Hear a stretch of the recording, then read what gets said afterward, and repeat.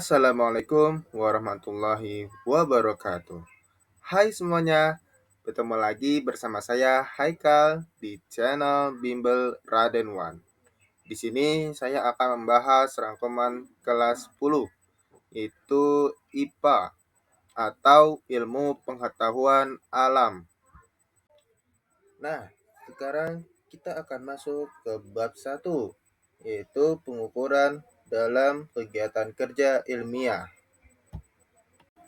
Nah, terdapat banyak sekali alat ukur yang dapat kalian jumpai dalam kehidupan sehari-hari.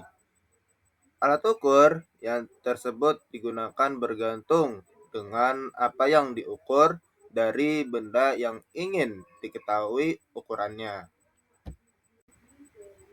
Nah, di sini ada 5 alat ukur di antara lainnya, yaitu yang pertama ada neraca Ohaus, yang kedua meteran, yang ketiga stopwatch, yang keempat itu termometer, yang kelima itu jangka sorong.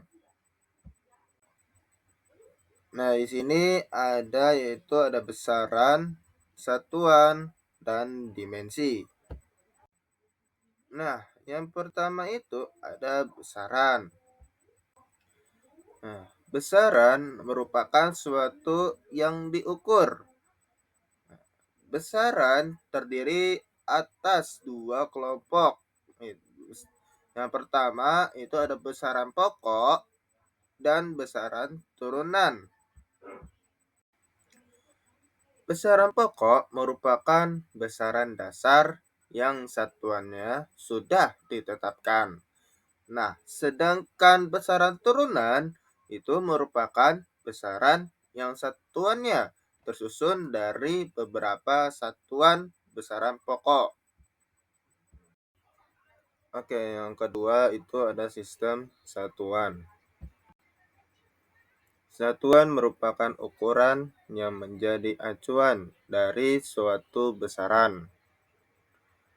Masyarakat ilmiah bersama-sama membuat kesepakatan tentang satu sistem satuan baku yang resmi digunakan secara universal. Satuan tersebut satuan internasional.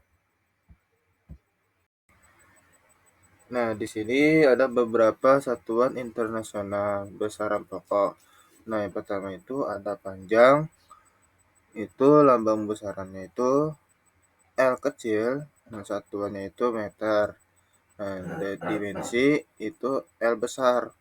Nah, yang kedua itu ada massa, lambang besaran itu M kecil, satuannya kilogram. Nah, dimensinya itu M besar. Nah, yang ketiga itu ada waktu, lambang besarannya itu T kecil, nah satuan itu second. Nah, sedangkan yang kapan itu kuat arus listrik itu lambang besarannya itu I kecil, nah satuannya itu ampere. Nah, yang kelima itu suhu mutlak. Nah, lambang besarannya itu T besar. Nah, satuannya itu Kelvin. Nah, yang keenam intensitas cahaya itu lambang besarannya itu L besar. Nah, satuannya itu kandela. Nah, terus yang ketujuh itu jumlah zat. Nah, lambang besarnya itu N kecil. Nah, satuannya itu mol.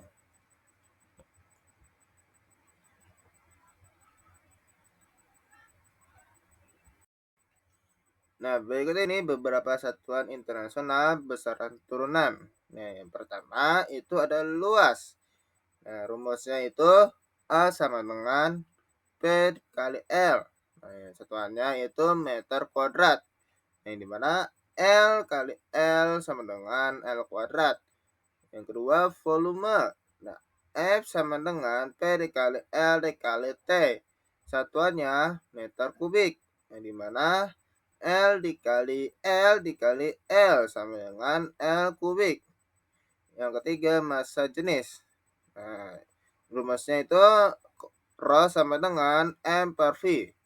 satuannya kilogram per meter kubik, di mana M per L kubik sama dengan ml kubik. Nah, yang keempat, kecepatan. Nah, di mana rumusnya itu V sama dengan delta S per delta T. Satuannya M per S. Itu L per T sama dengan LT. Nah, yang kelima, percepatan. A sama dengan delta F per delta T. Satuannya meter per second kuadrat. Di mana L per T kuadrat sama dengan LT kuadrat. Nah, yang keenam itu gaya. Nah, rumusnya F sama dengan M kali A. Nah, satuannya itu Newton. Nah, yang ketujuh itu usaha. Satuannya W sama dengan F dikali delta S. Nah, satuannya itu Joule. Nah, yang kedelapan itu daya. Nah, rumusnya itu P sama dengan W per T. Nah, satuannya itu watts. Nah, selanjutnya itu ada dimensi. Nah, dimensi itu merupakan cara suatu besaran turunan disusun berdasarkan besaran pokoknya. Dimensi dari besaran pokok berupa lambang yang ditulis dengan kurung siku dan huruf kapital. Nah, yang pertama itu ada panjang. Nah, yang kedua itu ada massa. Yang ketiga itu waktu. Yang keempat itu kuat arus listrik. Nah, yang kelima itu suhu mutlak. Yang keenam intensitas cahaya. Nah, yang ketujuh itu jumlah zat. Nah, sekarang selanjutnya itu ada jangka sorong. Nah, di sini ada gambar jangka sorong. Nah, teman-teman atau adik-adik kelas 10 ya, perhatikan angka yang ada di gambar tersebut. Nah, di sini ada bagian-bagian dari jangka sorong yang sebelumnya, yang gambar sebelumnya ya. Nah, yang pertama itu ada rahang luar. Nah, yang kedua itu rahang dalam. Nah, yang ketiga itu tangkai ukur kedalaman. Nah, yang keempat itu skala utama. Yang kelima itu skala inci. Nah, yang keenam itu skala nonius. Nah, yang ketujuh itu skala nonius atau untuk inci, ya. Yang kedelapan itu adalah baut pengunci. Nah, jadi berdasarkan bagian-bagian jangka sorong, nah tersebut kita mengetahui bahwa jangka sorong memiliki dua skala, yaitu skala utama dan skala nonius. Ketika mengukur menggunakan jangka sorong, pasti ada saja kesalahan pengukuran karena tidak teliti. Nah, itu disebutnya nilai ketidakpastian. Nah, di sini ada rumus dari nilai ketidakpastian. Yaitu delta X sama dengan 1/2 dikali nilai skala terkecil. Nah, jadi perhitungan hasil akhir itu nanti harus dengan dicantumkan nilai ketidakpastian tersebut, sehingga rumus akhir untuk mengetahui nilai pengukurannya adalah itu rumusnya itu X plus minus delta X, ya. Oke, selanjutnya itu ada micrometer scope. Nah, di sini ada bagian-bagian mikrometaskop. Nah, seperti yang ada di gambar tersebut.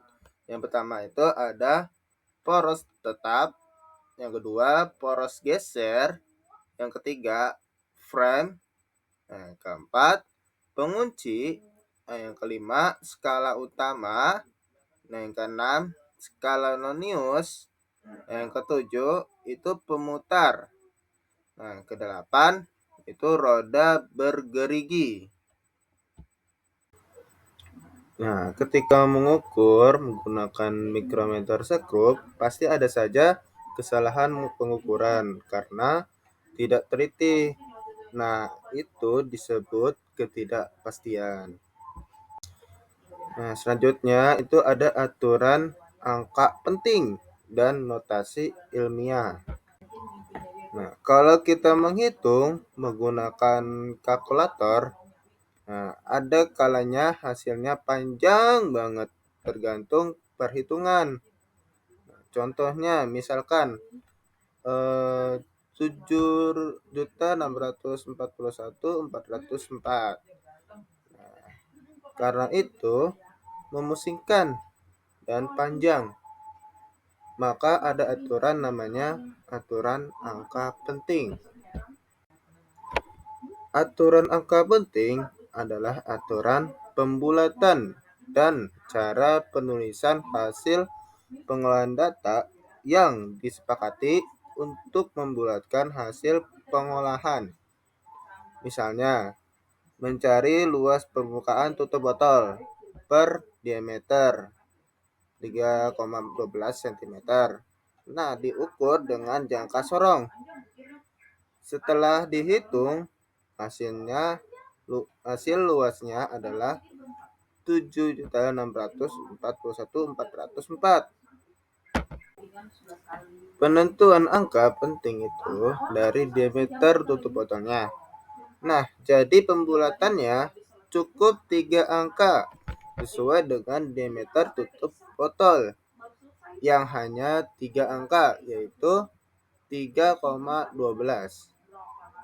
Nah, jadi pembulatan hasil luasnya adalah 7,64. Gimana? Gampang kan? Penentuan angka penting.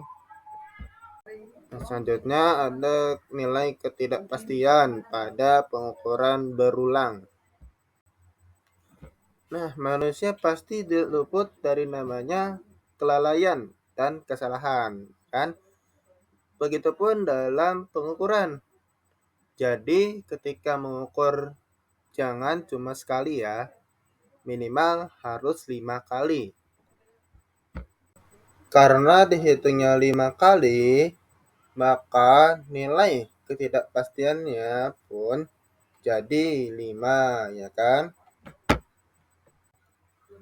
Nah, untuk mendapatkan nilai ketidakpastian pengukuran berulang bisa menggunakan rumus persamaan standar deviasi berikut ini. Nah, di sini ada rumus. Nah, nanti kalian pahami dari rumus itu. Nah, jadi kalian kalau ada soal tinggal pakai rumus ini, ya. Oke, sekian, terima kasih.